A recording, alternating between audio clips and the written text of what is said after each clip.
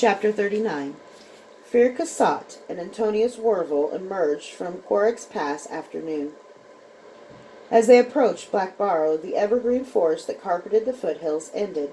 Fear hunkered down in his coat against the deep autumn chill and climbed a low rise. The sight took his breath away. No one had lived in Black Barrow for 700 years. The land should have been long overgrown with grasses, trees, undergrowth. It wasn't.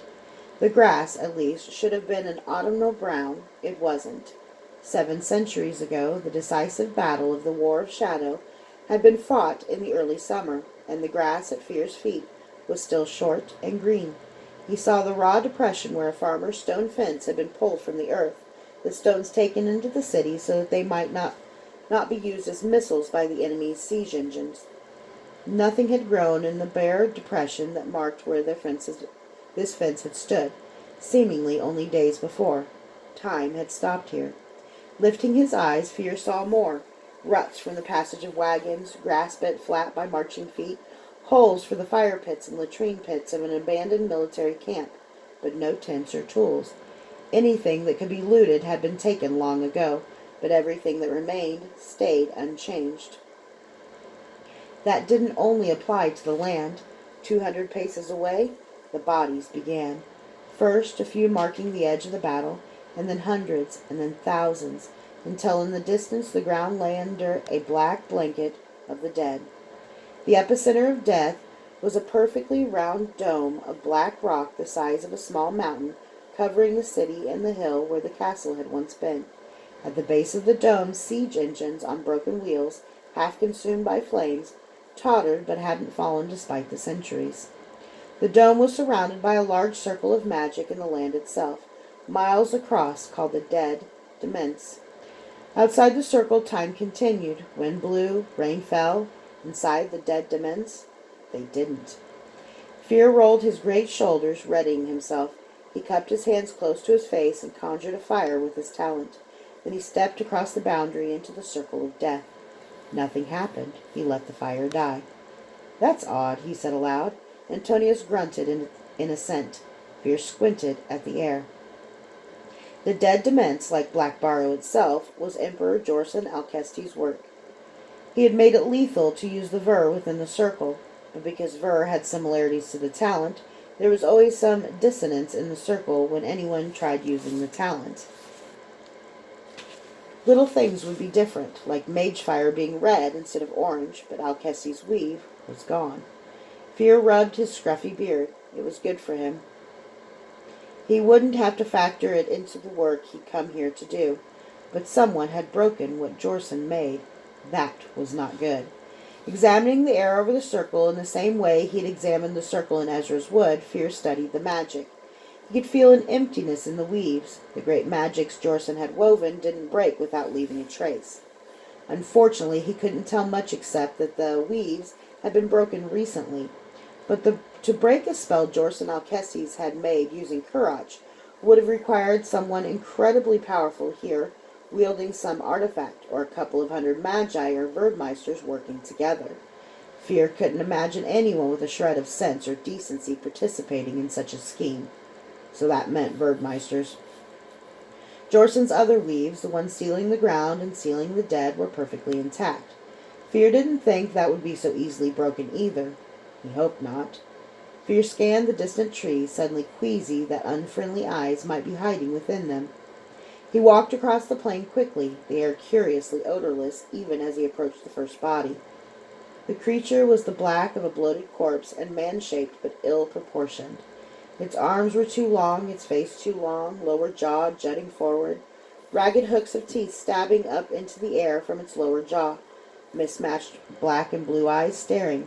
It was massively muscled, its skin was hairy, bordering on fur, and it had neither clothes nor weapons. It was a Kroll. The Meisters could not make life, but they could mimic and mock it.